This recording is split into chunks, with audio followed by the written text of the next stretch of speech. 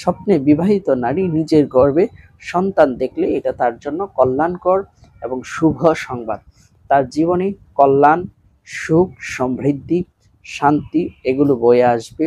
টাকা পয়সা, অর্থ সম্পদ এগুলো তার কাছে কোনো কিছুর অভাব থাকবে না।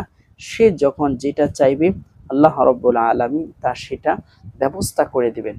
আর সেই মহিলার তো সন্তান হবেই, যে মহিলা, বিবাহিত মহিলা নিজের গর্ভে সন্তান দেখেছে অথচ বাস্তবে তার সন্তান হয় না, এই মহিলার অবশ্যই অবশ্যই সন্তান হবে, এমনকি তার যমজ সন্তান হবে। অর্থাৎ একটি সন্তান তো হবে, আল্লাহ রাব্বুল আলামিন তাকে আরেকটি সন্তান দিয়ে দিবেন।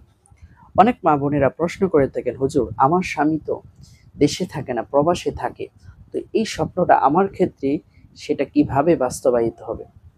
খুব চমৎকার একটি প্রশ্ন। হ্যাঁ, প্রিয় মা ও বোনেরা, দেখুন এই ধরনের স্বপ্নের ক্ষেত্রে যখন আপনার স্বামী দেশে আসবে এবং যখন আল্লাহ রাব্বুল আলামিনের পক্ষ থেকে হুকুম হবে, তখনই এই স্বপ্নটা বাস্তবায়ন হবে। আমরা তো স্বপ্ন দেখি পেরেশান হয়ে যাই, কখন সেটা বাস্তবায়ন হবে, কখন সেটা বাস্তবায়ন হবে। স্বপ্ন দেখি ঠিক আছে, এমন স্বপ্ন আছে যেটা কয়েক বছর পরে, 5 বছর পরে, 10 বছর পরেও সেটা বাস্তবায়িত হয়। ইউসুফ আলাইহিস সালাতু ওয়াস সালাম স্বপ্ন দেখেছেন, সেই স্বপ্নটা প্রায় 18 থেকে 20 বছর পর সেটা বাস্তবায়িত হয়েছে। এজন্য আমাদের হতাশ হওয়া, নিরাশ হওয়ার কোনো এখানে অর্থ নেই, হতাশ হওয়ার কোনো কারণ নেই। এজন্য আমাদের হতাশ হওয়ার বা নিরাশ হওয়ার কোনো কারণ নেই। স্বপ্ন দেখেছি, অবশ্যই আল্লাহ রাব্বুল আলামিন এই স্বপ্নের মাধ্যমে ভালো কোনো কিছু রেখেছেন।